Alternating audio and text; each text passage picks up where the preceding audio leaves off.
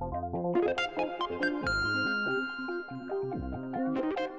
everyone and welcome to our Tech Tuesday tutorials number 109. Today we explain the powerful and easy to use Rubric tool in Google Classroom. Did you know that Google Classroom has a rubric function? Yeah, it's included with each graded assignment. You can attach a rubric to any assignment as you're creating it, or even after you've created the assignment. You can just come back in here and edit it. You'll see the Add Rubric option at the bottom right-hand corner of the screen. Click on plus rubric and you can choose to create a rubric, reuse one you've already created, or import from Google Sheets. We're going to go to create a rubric.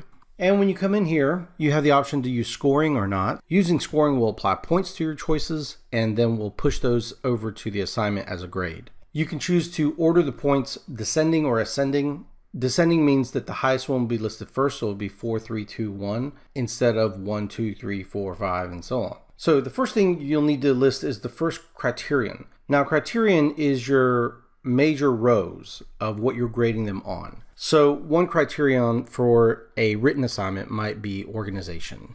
You can give it a description if you want. You don't really have to. And then you can come over here and choose the first column, the first level of competency. And so we may say this is worth 1 point, and it may be called inadequate.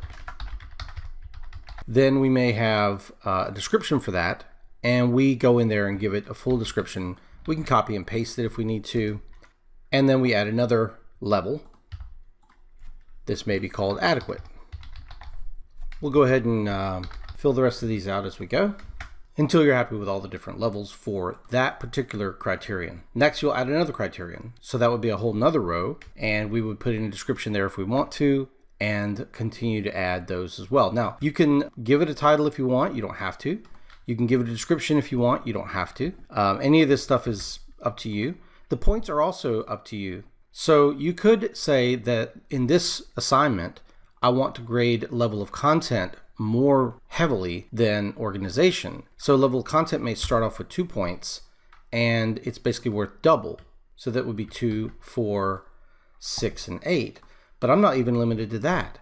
I could say that it starts at 3 points and it goes up 1 point every time. So 3, 4, 5, 6. The rubric's just going to total up all the different points anyways and let you score any way you want.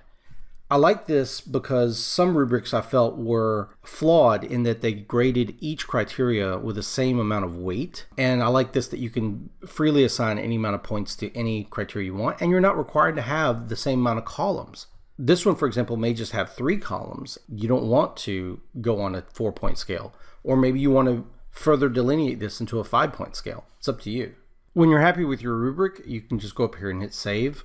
Okay, so I've created my rubric after a little bit of time here. And one of the things I do want to point out is that one of my criteria here is based on half points. So I have 0.5, 1, 1.5, and 2. That means this is really worth half as much as the rest of them. And I do have one over here that's worth double. Total number of points is 26, but that's not going to concern me when it comes to grading. You'll see why. Right, so now my rubric is there, and I can reuse it in other classes if I need to. Not a problem, I can customize it. Let's go ahead and get this saved, and then we're going to grade one of the assignments that have come in. So I'm going to look at student number 1. I can see that they turned it in late, and I'm going to go into this assignment. So as I come in here, I have the rubric over on the right-hand side. You'll notice that it's very condensed right here, but that's so that it's easy to grade. From here, if I know what my criteria are, because I'm the teacher and I've gone through 20 of these already and I pretty much know what I'm looking for, I can just use these little squares to go ahead and grade it and assign the grade as I need to based on those criteria.